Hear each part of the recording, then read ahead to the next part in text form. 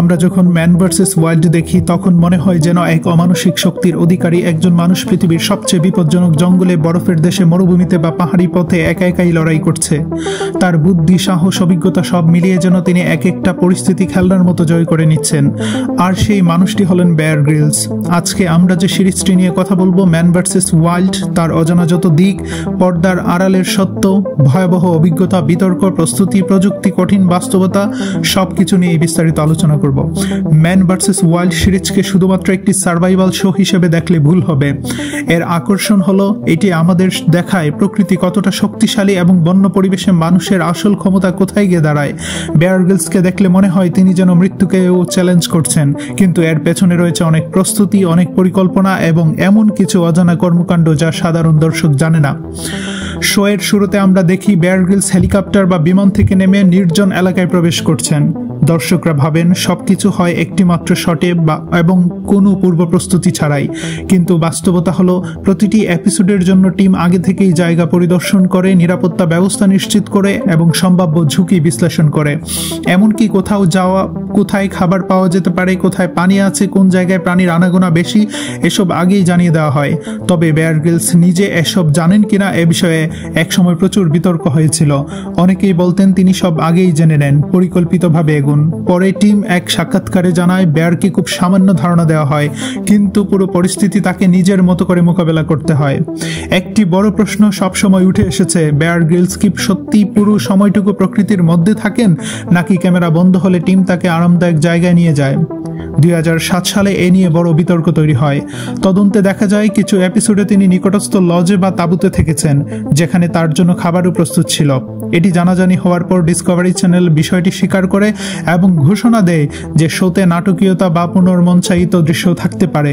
এরপর থেকে তারা প্রতিটি এপিসোডে ডিসক্লেইমার দেওয়া শুরু করে যে বেয়ার গ্রিলসের নিরাপত্তার জন্য কিছু পরিস্থিতি আগে প্রস্তুত করা হয়ে থাকে। অর্থাৎ সবকিছু পুরোপুরি বাস্তব না হলেও তিনি যে বাস্তব বিপদের মুখে পড়েন তা সত্যি, কারণ বন্য পরিবেশের ঝুঁকি কোনোভাবেই সাজানো সম্ভব নয়। বেয়ার গ্রিলসের সবচেয়ে বিখ্যাত কাজগুলোর মধ্যে রয়েছে প্রাণী খাওয়া, পোকামাকড় খাওয়া, কাঁচা মাছ বা সাপ খাওয়া। এগুলো দেখে অনেকেই ভাবেন এটি সম্পূর্ণ শো অফ। বাস্তবতা হলো এসব সার্ভাইভাল টেকনিক সত্যি হলেও বেয়ার গ্রিলসের খাবারগুলো সবসময় জরুরি ছিল না। অনেক সময় এগুলো মাত্র দর্শকদের শেখানোর জন্য করা হতো। যদিও কখনো কখনো এমন পরিস্থিতিতে পড়তে হয়, তাহলে কিভাবে বেঁচে থাকতে হবে। তবে তিনি যে নিজের শরীর ঝুঁকিতে ফেলতেন সেটা সত্যি। কাঁচা প্রাণী খাওয়ার ফলে পেটের নানা সমস্যা, ব্যাকটেরিয়া সংক্রমণ, এসব তিনি মুখোমুখি হয়েছেন। আরেকটি কম জানা তথ্য হলো বেয়ার গ্রিলসের সঙ্গে সবসময় একটি বড় টিম থাকে। Cameraman, production team, safety officer, medical team, সব মিলিয়ে প্রায় 8 থেকে 12 জন থাকে। কিন্তু শোতে আমরা কাউকেই দেখি না, কারণ ক্যামেরা এমনভাবে সাজানো হয় যেন মনে হয় তিনি একাই। যদিও টিম খুব কাছেই থাকে, কিন্তু প্রয়োজন ছাড়া তারা সামনে আসে না। তাদেরও ট্রেনিং দেওয়া হয় যাতে তারা বিপজ্জনক পরিবেশে শুট করতে পারে। এছাড়াও ম্যান ভার্সেস ওয়াইল্ডের আরেকটি কম জানা সত্য হলো প্রতিটি দৃশ্য ক্যামেরায় ধরতে হয় 2 থেকে 3টি শটে। বেয়ার গ্রিলস একটি বিপজ্জনক কাজ একবারই করেন না, কখনো কখনো শট ভালো না হলে আবারও করতে হয়। উদাহরণস্বরূপ, যদি তিনি একটি পাহাড় বেয়ে নিচে নামেন অথবা বরফ ভেঙে নদী পার হন, সেটা একবারে ক্যামেরায় ধরা পড়ে না, আবার অন্য অ্যাঙ্গেল থেকে শুট করতে হয়। এটি অনেক সময় তার জন্য আরও ঝুঁকিপূর্ণ হয়ে দাঁড়ায়। বেয়ার গ্রিলসের প্রস্তুতি নিয়েও মানুষের কৌতূহল ছিল। তিনি কোনো জায়গায় যাওয়ার আগে সেই এলাকার ভূগোল, পরিবেশ, আবহাওয়া, প্রাণীদের আচরণ সবকিছু নিয়ে পড়াশোনা করেন। তার সঙ্গে থাকে নেভিগেশনের এক্সপার্ট টিম, কিন্তু চরম আবহাওয়া কখনো কখনো তাদের সব প্রস্তুতিকে ব্যর্থ করে দেয়।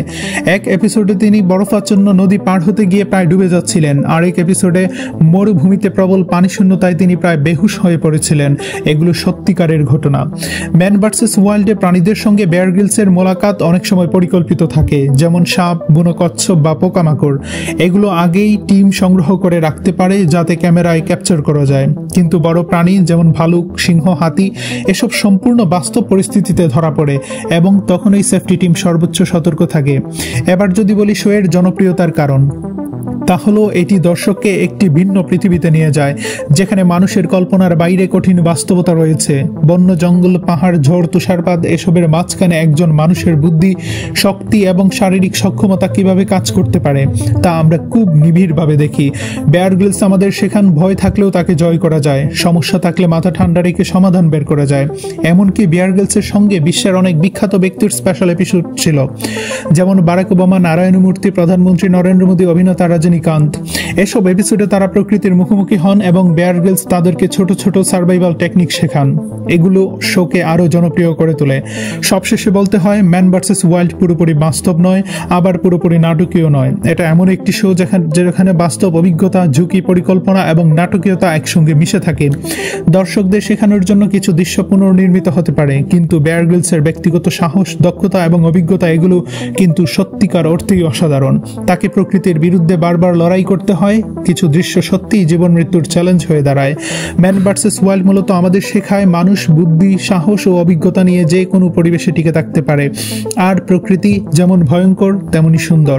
আজকের আলোচনা এখানেই শেষ করছি। যদি এই ধরনের আরও অজানা সত্য, রহস্য এবং শো এর আড়ালের গল্প জানতে চান, ভিডিওটি অবশ্যই লাইক, শেয়ার এবং কমেন্ট করুন। ধন্যবাদ।